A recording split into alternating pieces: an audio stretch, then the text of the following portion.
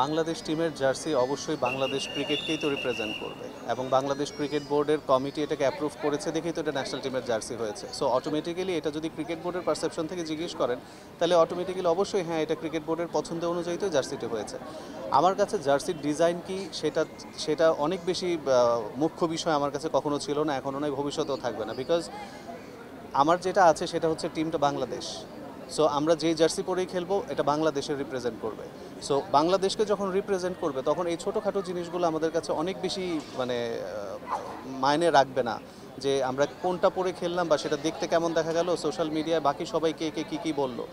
ব্যাপার হচ্ছে যে যারা এই জার্সিটা পরে খেলবে তারা বাংলাদেশকে প্রতিনিধিত্ব করবে এবং বিশ্ব মঞ্চে যদি তারা ভালো পারফর্ম করতে পারে তাহলে এই যে দেখছেন যে কথাগুলো আসে বিভিন্ন সময়, সেটা এক একজন মানুষের এক এক রকমের পছন্দ থাকতেই পারে এবং সেই পছন্দ অনুযায়ী তারা অবশ্যই তাদের মনের মতন না হলে তারা কথা বলবে, এটা খুবই স্বাভাবিক। আরেকটা জার্সি হয়তো বানানো হলে অন্য ডিজাইন করলে হয়তো আপনার পছন্দ হতো, আবার আরেকজনের পছন্দ হতো না, তখন তারা সেই মন্তব্য করতো। সো এগুলো আসলে ওইভাবে মাথায় নিয়ে চলার মতো আসলে সুযোগ বা সময় আমাদের হয় না।